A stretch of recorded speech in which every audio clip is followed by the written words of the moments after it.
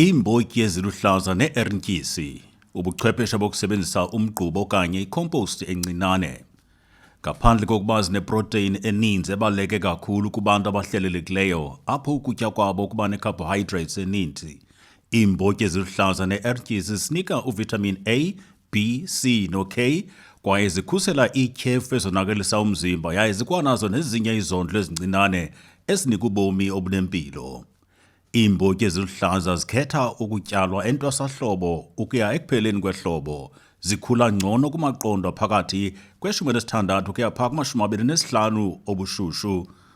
Ii-Erintyisi zona ke zikhetha ukutyalwa ngexesha lasentlakohlaza elibuphola nasebusika kumaqondo aphakathi kwe-12 ukuya kuma-23 amaqondo obushushu. Tyala imbewu yeembotyi okanye ye-Erintyisi iqelelane nge-10 cm kumqolo wama-75 cm. Beka intambo yangasentla okanye intambo yomlinganiselo kuluthi lwesigxina elukuma-75 cm apho umqolo uqala khona nakolunye uluthi apho uphela khona umqolo. Qiniseka ukuba le ntambo iqinile yaye ayikho koso, ngokumana uyiphakamisa uyiyeke izehlele amatyeli ngamatyeli. Bhekelisa ingubo kaThixo kule ndawo yokutyalela, uyibeke ngezantsi kwentambo yomlinganiselo kumgama olinganiselwa kuma-20 cm, uqiniseke ukuba awuyingcwabi ngaphantsi komhlaba. Hloma ifolokhwe yokulima itshone kangangama-30 cm ubunzulu apho umqolo uqala khona, uze uyise ngasemva kancinane xa uyikhupha ude ubone umhlaba uqhekeka. Susa kwalitye ulivayo ngale folokhwe yokulima, kodwa ungawuphethuphethuli okanye uwuguqule umhlaba uqhekeze nje. Qhubeka uphinda-phinda oku qho emva komgama olinganisela 10 cm. Yomba umsele onobunzulu obulinganisela kwi-10 cm, ubhekilisele umhlaba ngezantsi kwentambo yokutyala, uwubeke kakuhle ngokuba uza kuphinda usebenzise. Ukulungiswa komhlaba onobumuncu ndawonye nokwenza ukuba izondlo ezikhoyo emhlabeni zikwazi ukufumaneka esityalweni, sasaza ngokulinganayo icephe lothuthu lwenkuni okanye amathambo acoliweyo okanye itispuni yegalika kumgama ngamnye olinganiselwa kuma-60 cm apho kulo mqolo wokutyalela. Sasaza ngokulinganayo umgquba olinganiselwa kuma-500 ml kumgama ngamnye ongangemitha enye.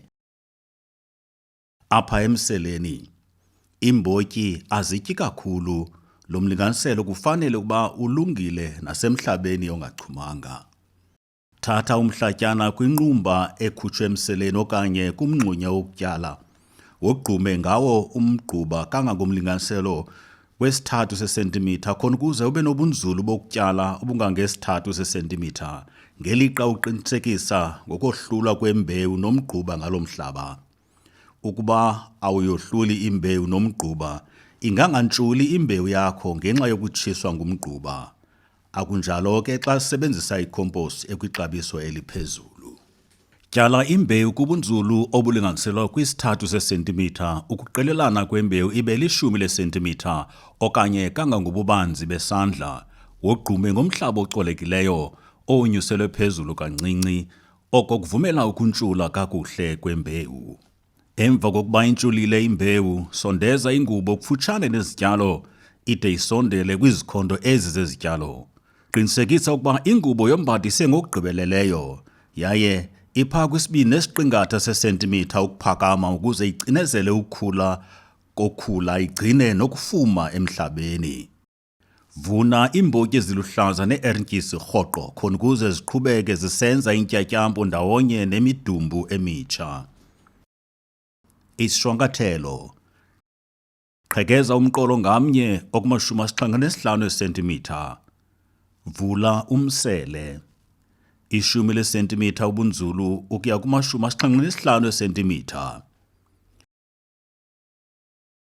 Galela icephe lothuthu lwenkuni kumgama ngamnye olinganiselwa kuma-60 cm. Galela 500 ml omgquba okanye icompost kumgama ngamnye olinganiselwa kwimitha enye. Yogquma ngomhlaba uyokuma kwi-3 cm sobunzulu bokutyala. Tyala imbewu ibe sisithathu sesentimitha ubunzulu, iqelelane ngeshumi leesentimitha kwimiqolo kuma-75 eesentimitha uze wogqume ngokupheleleyo.